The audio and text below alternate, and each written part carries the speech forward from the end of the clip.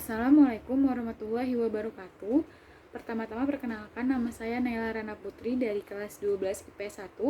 Hari ini saya akan menjelaskan tentang kondisi Indonesia pada masa Orde Baru. Pertama-tama, Orde Baru ini merupakan rezim yang pernah berkuasa di Indonesia dengan waktu yang lumayan lama, yaitu sekitar 32 tahun.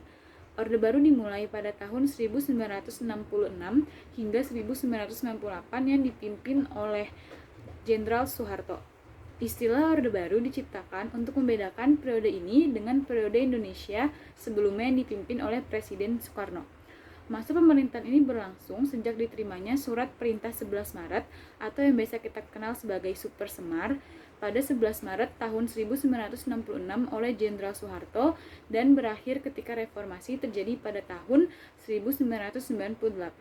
Namun, kebenaran mengenai penyerahan pemerintahan kepada Soeharto melalui Super Semar sendiri hingga saat ini masih menuai perdebatan.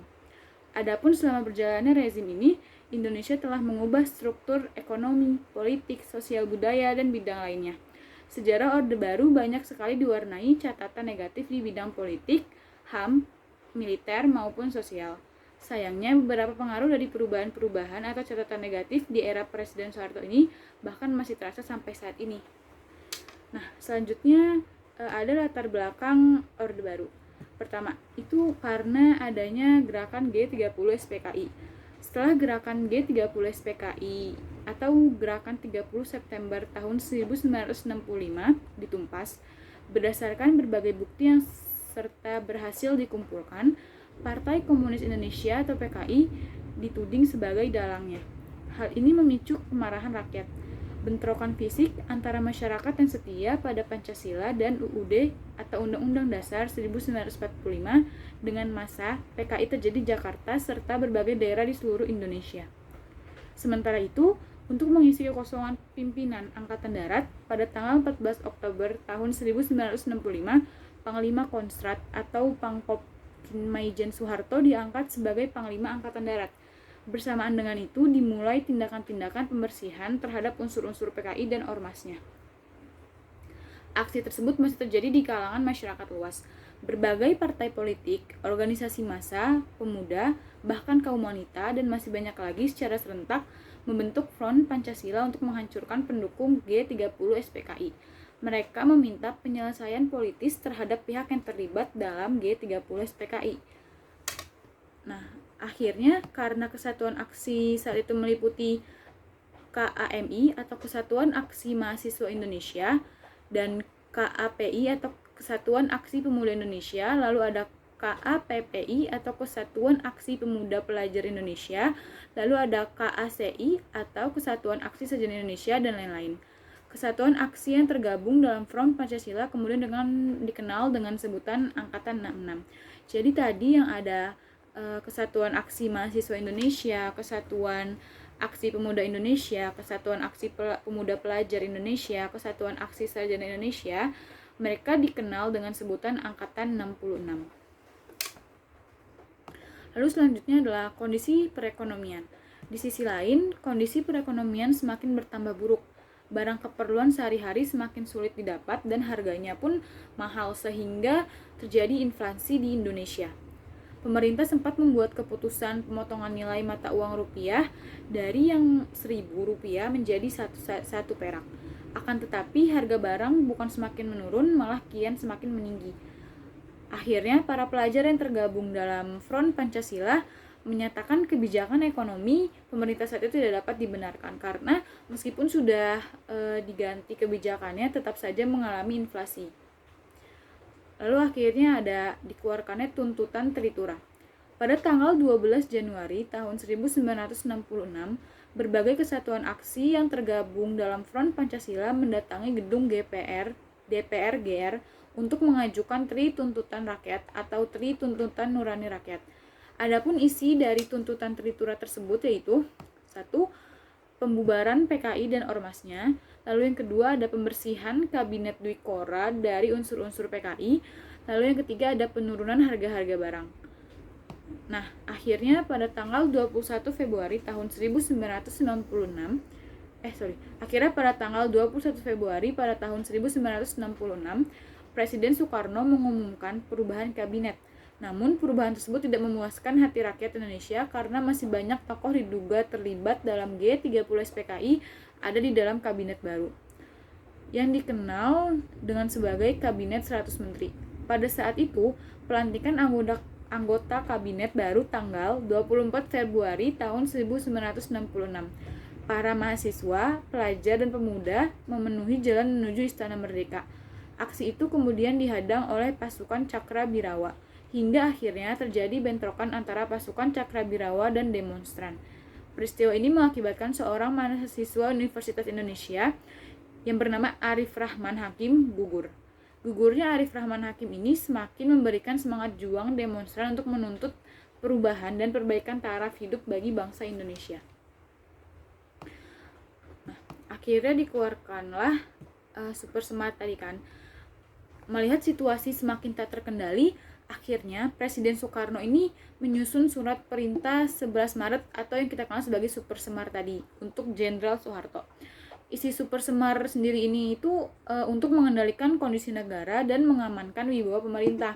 Soeharto akhirnya mengatasi keadaan serba tidak menentu dan sulit terkendali, sehingga Orde Baru pun dimulai. Surat perintah ini digunakan oleh Soeharto untuk memenuhi tuntutan Tritura, seperti mengubarkan PKI, menangkap menteri yang diduga terlibat kejadian G30 SPKI, membentuk kabinet baru, dan menjalankan pemerintahan. Nah, adapun ciri-ciri dari pemerintahan Orde Baru itu sendiri, pertama ada terbentuknya dui fungsi ABRI. Banyak prajurit militer dari berbagai pangkat, jabatan, dan angkatan ikut bekerja dalam pemerintahan, seperti menjabat di posisi lurah atau kepala desa. Hal ini dianggap sebagai tanda menguatnya KKN, korupsi, kolusi, dan nepotisme dalam rezim Orde Baru. Lalu yang kedua ada terbatasnya pilihan politik. Pada pemilu tahun 1977 hanya diikuti oleh 3 partai politik, yakni ada PDI, PPP, dan Golongan Karya. Penyederhanaan ini dilakukan untuk membatasi banyaknya ideologi yang berkembang. Pembagian tersebut diharapkan dapat menciptakan kestabilan politik. Namun sayangnya, menyederhanakan pilihan politik justru menguatkan partai Golongan Karya. Kejadian ini dapat dimungkinkan karena Soeharto membuat kebijakan yang mendukung kemenangan Golongan Karya, seperti peraturan monoloyalitas PNS. Lalu yang ketiga ada pemerintahan sentralistik. Sistem pemerintahan sentralistik menguatkan kekuasaan pusat terhadap daerah. Hal ini disebabkan ketergantungan yang tinggi dari pemerintah daerah atau keputusan pemerintah pusat. Pada masa Orde Baru, kebijakan pemerintahan sentralistik ini berupa kebijakan ekonomi dan pembangunan, sekaligus penerapan kebijakan politik. Lalu yang keempat ada perkembangan ekonomi dan politik masa Orde Baru. Jadi, ekonomi Indonesia pada sejarah Orde Baru ini membaik dalam waktu yang singkat. Hal ini terjadi karena adanya bantuan aliran modal yang dibuka lebar melalui konsorsium IGGI. Rezim Orde Baru dapat membuat kestabilan ekonomi bahkan sebelum tahun 1970. Pembangunan ekonomi nasional Orde Baru dilakukan melalui Repelita. Program Repelita ini didasarkan atas pemerataan pembangunan, pertumbuhan ekonomi, dan stabilitas nasional. Sementara pada perkembangan politik, masa Orde Baru selama 32 tahun memiliki proses politik sangat dinamis. Pemerintah berhasil menyelenggarakan 6 pemilu pada tahun 1971, lalu 1977, lalu 1982, lalu 1987, lalu 1992, dan 1998. Namun sayangnya, semua proses demokrasi tersebut dimenangkan oleh Golongan Karya dan Presiden Soeharto untuk menjabat kembali. Karena hal inilah, masyarakat banyak yang menilai sebagai cara pemerintah mempertahankan kekuasaannya. Bisa dibilang, materi sejarah ini tuh ditekankan bahwa kekuasaan pemerintah Orde Baru sangatlah besar sehingga tidak ada kekuatan lain yang bisa mengimbanginya.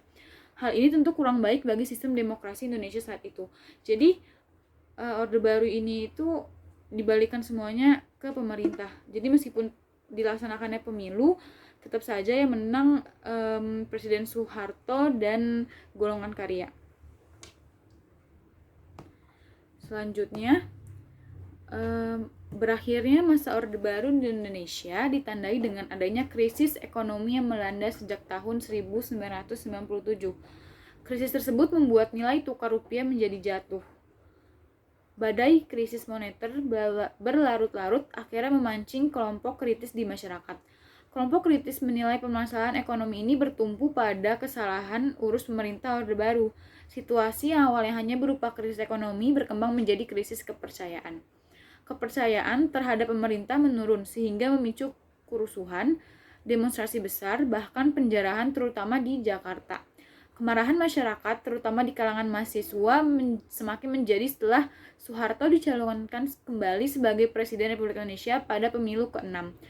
Para mahasiswa akhirnya menuntut adanya reformasi pada tahun 1998. Nah, pada reformasi ini memiliki beberapa tuntutan penting, yaitu seperti pertama ada penghapusan dwi-fungsi ABRI, lalu yang kedua ada penurunan maupun pengadilan terhadap Soeharto dan kroni-kroninya atau bawahan-bawahannya, lalu ada penghapusan praktik korupsi, kolusi, dan nepotisme atau KKN, lalu ada penegakan supremasi hukum, lalu ada amandemen UUD 1945, lalu ada pelaksanaan otonomi daerah seluas-luasnya. Melihat tuntutan reformasi semakin besar, Presiden Soeharto akhirnya menyampaikan pengunduran diri pada tanggal 21 Mei tahun 1998. Berakhirnya masa jabatan Soeharto inilah yang menjadi tanda runtuhnya Orde Baru dan berganti menjadi era reformasi. Demikian materi yang dapat saya sampaikan.